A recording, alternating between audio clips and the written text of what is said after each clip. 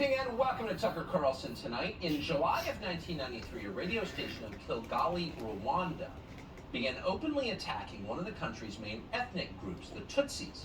The radio station was called RTLM, but many remember it as simply Hutu Radio because its audience was primarily Hutu. According to Hutu Radio, Tutsi people were responsible for virtually every bad thing that ever happened in Rwanda. Tutsis had way too much money. They had way too much power. Tutsis were way too privileged. They were greedy. They were bigoted. They were racists. They were dangerous. Everything about Tutsiness was repulsive. For the most part, actual Tutsis in Rwanda ignored all of this. Hutu Radio was not aimed at them. But then, in July of 1994, just 9 months after RTLM went on the air, a genocide began in Rwanda. More than 500,000 Tutsis were murdered, in many cases by Hutus whose rage had been stoked to violence by RTLM's broadcasts. Entire Tutsi families were dragged from their homes and hacked to death with machetes. Hundreds of thousands of women were raped. The world watched in horror as it happened, but did nothing to intervene. Instead, our leaders told us at the time, the genocide in Rwanda would live forever as a lesson to the rest of us about the capacity for evil that lurks inside every human heart and the dangers of reducing our neighbors to the sum total of their ethnicity. They're individuals, not ethnic groups. Bill Clinton gave an eloquent speech actually on the subject in Kigali back in 1998. Look it up. And ask yourself, as you read it, if any Democratic Party official could today say those same words. It's hard to imagine, given what plays on a loop on that party's cable news arm, MSNBC. Have you watched MSNBC lately? Likely you haven't. Like the Tutsis, you're not the target audience, but you should tune in sometime. It's remarkable. Given that opposing racism is America's national religion, it may surprise you to learn that open race hate forms much of the substance of that channel's programming. And when we say race hate, we're not referring to the subtle coded variety. You want border security? You giving your kids piano lessons? You like Shakespeare? You believe in the SAT? You must be a racist. That's not what we're talking about. We're talking about the kind of race hate you cannot mistake for anything else. The kind where people just come out and announce, I hate this race of people, and here's why I do. It's hard to believe that anything like that is happening right now on American television, but it is, out in the open. And the most amazing and the most creepy part of all is that no one is saying anything about it. It's all but ignored. And honestly, we had no idea what was going on either until we started getting texts from people. Are you watching this? Can you believe this? So we tuned in. Apparently on the left, what you're about to see is considered completely normal, even good. And that should worry you deeply. You don't want to live in Rwanda. But on MSNBC, they're already there. Now, you probably knew about Joy Reid, the race lady, who's been fixated on race hate for years now. But MSNBC has a new host, someone called Tiffany Cross, who hosts a show called The Cross Connection. Here's a selection. Many of us have seen the dangers when powerful white people decide they want something, they annex it. And they've never had a problem replacing the people who stand in their way. We see American white people are going crazy. They're resorting to violence. This is literally what conservative white folks do when they don't get their way. They turn violent. White people deputizing themselves in some position of authority to have jurisdiction over their life when they need to mind their blanking business. I don't think it's our responsibility to be tasked with destroying and dismantling the racial oppression that's against us. That's just saying we're more at fault than the white people who constructed this system and the white people who continue to practice institutional racism. A majority of white people do not support policies that would unpack and unroll and reform this system of justice. This is what they want. Matt Gaetz is giving the white folks what they want. White replacement can strangle culture. So yes, we should all be concerned about white replacement. It is, after all, a very threat to our survival here. Is there anything worse than white people? They're violent. They're heartless. They're cruel. They're deranged. They're secretive. They're dishonest. In fact, as you just heard Tiffany Cross say, white people are a mortal danger to you and your loved ones. They threaten your life. Are they poisoning the wells? Are they baking bread with the blood of your children? If not, according to Tiffany Cross and MSNBC, they're fully capable of doing those things. They've certainly done worse. This is Hutu Radio. But it's not an independent radio station in an African country. It's part of one of the biggest news organizations in the world, part of the biggest telecommunications company in the United States, Comcast, which owns it. So you have to ask yourself, what does Comcast board think of this? Comcast board is mostly white people who, according to the channel they own, decided they wanted something, then they annexed it. White people who steal because they're white people who can, quote, turn to violence when they don't get their way. White people are going crazy, endangering their communities. So you have to ask yourself, why are they putting this on the air? Why are they allowing this? This is not a policy debate. These are open attacks on people, on Americans, on the basis purely of their race. And that's just a selection. We could go on and on and on. Are they aware that this is happening? Perhaps they're not. We weren't, to be fair. But it is happening day after day after day after day. And at a certain point, you have to ask yourself, if it continues and nobody stops it, do they agree with it? Maybe they do. And just in case you think that we are taking Tiffany Cross out of context and pulling the worst quotes from a out of context segment to make her seem crazy and racist, here's more. Here's Tiffany Cross at MSNBC. Look, a lot of folks in that Capitol insurrection, some of these folks were white women. And I know we're talking a lot about Oath Keepers and Proud Boys, but I do think that some of the white women who adopted this ideology, is America ready to face the fact that some of those folks look like people they have elevated and put on a pedestal of being untouchable? What do you say about this wing of white women who have been radicalized and are enablers to this very dangerous domestic terrorism movement that we've seen increase quite rapidly? So it's not just whites, it's white women. Their women are bad too.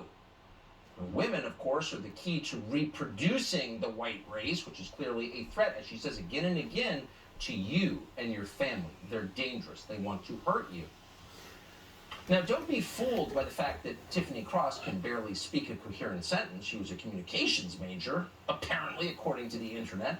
That didn't work. But the gist of it is very, very clear. White women are dangerous because white people are dangerous. They are, by the nature of their DNA, potential domestic terrorists. Now, you could play the game, well, if any other group were spoken about this way, this would be shut down immediately. And of course, that's completely true. There's no other group in America you could talk about the way that Tiffany Cross and Joy Reid and other anchors on MSNBC talk about white people. But you don't even have to play that game. It doesn't matter what the color is. It's always wrong to reduce people to the color of their skin, to their melanin content, to their DNA, and it's even worse to attack them on the basis of that. And in fact, it's the basis of violence, actual violence. Actual violence. But Tiffany Cross can't be criticized because she's oppressed. That's the key. Watch this. What we didn't see were enough voices willing to point out the deeper, festering rot that's plagued this nation since it was born. People who neither discovered nor built this land have been led to believe that America is theirs and theirs alone. Will this democracy survive? Well, a Yahoo News poll says no. But perhaps when you build a nation on stolen land with stolen labor, it was never going to be a republic we could keep. And so here we are, celebrating the birth of a nation, independence for white men. Okay, once again, calling out a specific race by name. Now you have to wonder about the other anchors on MSNBC, some of whom are that race. Do they notice this? Do they know what's happening on their channel? Are they okay with this? What do you think happens if we continue to talk this way? You may not watch that channel, but some people do. What does this look like in a year, or 5 years, or 10 years? What kind of country do you live in? Well, a country at war with itself. Race war. This woman, Tiffany Cross, whose clips you've been watching, is so deranged by a racialist worldview that she believes all people of one color are oppressed by all people of another color. And to prove it, she says, even NFL players, some of the richest people in our society, some of the most celebrated, the most famous, the most privileged, even they can't escape the all-pervasive hatred of diabolical whites. Watch this. I gotta say, Mike, the optics just look bad. To see all these black men crashing into each other with a bunch of white owners, white coaches, and the complete disregard of black bodies and black life. I mean, this represents a larger issue. So, I mean, look, the average salary for an NFL player is more than $2 million a year. 60% of NFL players are African Americans. And so they're being in some positions, the cornerback, disfranchised. virtually all the first-string players are black. So, okay, we don't have a problem with that. Most people don't have a problem with that. But if you look at that picture and say, this is white supremacy, what are you really saying? You're saying that anybody involved in the sport who is white defiles the sport because whiteness is itself inherently corrupting. White people are so evil that their mere presence in a sport that is overwhelmingly African American and from which African American individuals are benefiting is enough to destroy the whole operation. Is there whites involved? What kind of talk is that? Well, it's genocidal talk, actually. Not an overstatement. That's exactly what it is. So again, you have to wonder, what does Comcast board think of this? It's not a rhetorical question, really, now that we're talking about sports, because Comcast also owns an NHL team, a hockey team, the Philadelphia Flyers. And maybe not surprisingly, the NHL just published its first ever diversity report. And according to that report, we have a huge problem with hockey. And the problem is there are too many white people in hockey. Now, why is that a problem? No one actually explains. It doesn't need to be explained because it's just prima facie obvious. We've got a lot of white people. That's inherently bad because white people are inherently bad. Again, do you want to live in a country where powerful people talk this way? What do you think it looks like in 5 years? The head of the NHL's, quote, social impact division said, quote, we have a lot of work to do. Again, how does Comcast Got to board get rid feel of some about of them this? white people. Will the board undergo some kind of forced diversification? What about the NBA Force and the them NFL? out. And really, we're not following all of this. But as Joy Reid and Tiffany Cross tell us, that's probably because we're white and too stupid to understand. I think for Kamala Harris, she's had like the triple problem of being a woman, and so people not Being a being woman. willing to respect her the way that they would respect a male vice president, of being black, which we already know that what that carries with it is the anti-blackness comes, with the package. How and many then also people are being vice about president at a anti-black? time that is That's a really, bunch of really bull. difficult. Joey and I talk about this all the time. I never Black hear president, people and you going know on this, about Joe. anti-black, She black, okay? except Yeah. She black. went to Howard, she AKA, when she talks to you, Yeah. it is, I mean, she sounds She's so like regular. She's so regular She and really approachable, and I just I'd it's like to unfortunate hear that these more people they don't keep see talking that. about. And there's Why don't also they just put the 'em on dumbing film? down of the American electorate. These people that We are could go on and anti-black. on. We could read I never excerpts hear from it. Tiffany Cross's book, which are brimming with They try racial to make 'em hostility. mad, make 'em we could play you a anti-black million clips from Joy by their Reid, which are rhetoric. exactly the same, filled with open racial hostility. But you get the point. And if you don't believe us, just go ahead and tune into MSNBC. But it's not They really say about that long enough, they can channel cause a or race those war. Hosts. It's about a society that thinks that's okay.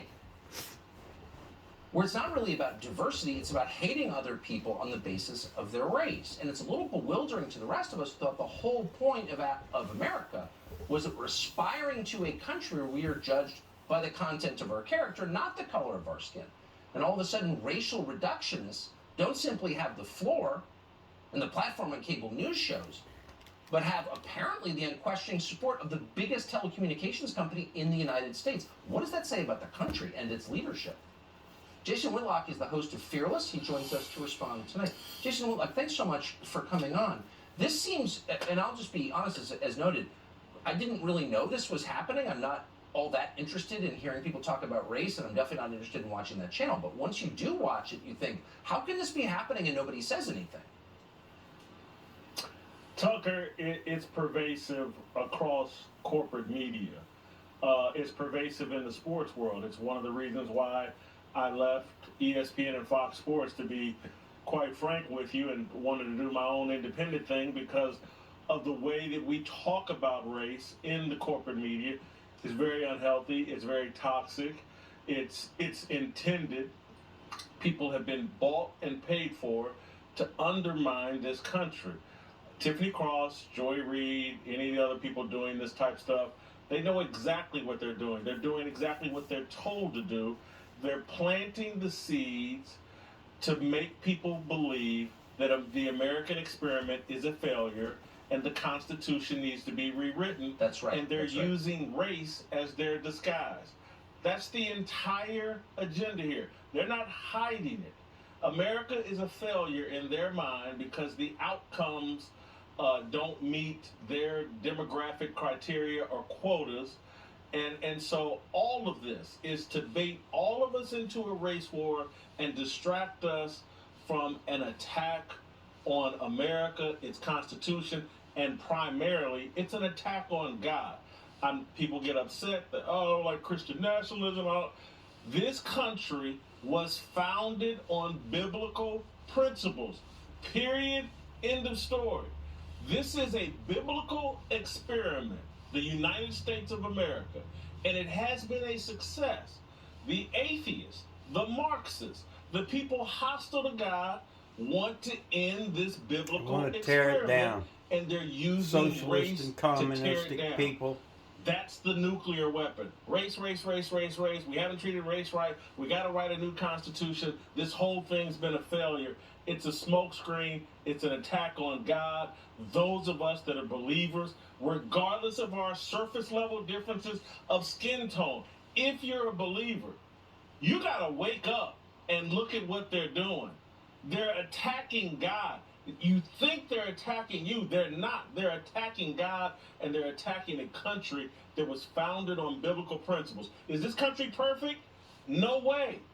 But it's better than anything else. It's the only biblical experiment that's ever been tried with a nation. The results are better than anybody else has ever gotten. What the steps we've taken in this country to correct our racial problems are steps other countries haven't come close to. This is satanic what they're doing, and they've been paid to do it. I agree with that completely, and I also worry that once you unleash these forces, boy, you can't control them. This could go in very ugly directions, and I Getting think it's people reckless. hot. Really reckless. They're already out Jason, there look, I appreciate you coming killing on people and just for that 'cause they're very clear white. explanation of what's true. Maiming them, killing them. I want to bring you now an update that we think is important on a story we told you about last night. The CDC Advisory Committee on Immunization Practices was on the verge of adding the COVID vaccine to the childhood immunization schedule. That vote is scheduled for tomorrow. Now, as we said, if that vote passes, children will be forced to take the shot they do not need, no scientific basis for acquiring it, and the shot that could hurt them. They have to take that shot in order to be educated in the United States in a public school. Well, in response to our segment, the CDC complained on Twitter. They claimed that states, and not the CDC, establish vaccine requirements for school children. But like so much else that we have heard from the CDC, and it pains us to say this, but it's true. Like so much else they have told us over the last 2 years, they're lying. And they know they're lying. More than a dozen states follow the CDC's immunization schedule to set vaccination requirements, not suggestions, requirements for children to be educated. For example, the Virginia Department of Health states that, quote, vaccines must be administered in accordance with the CDC's schedule. The state of Massachusetts says, quote, no student shall attend a preschool, elementary school, or secondary school program without a certificate of immunization documenting that a child has been successfully immunized in accordance with a schedule that was, quote, developed in accordance with the recommendations of the CDC's advisory panel. Tennessee says its immunization requirement, quote, follow the current schedule from the CDC. New Jersey, Vermont, Ohio say virtually the same thing. We could go on. The point is the CDC sets the standard, and then it becomes required across the country. And of course they know that. Of course they know that. If they know anything, they know that.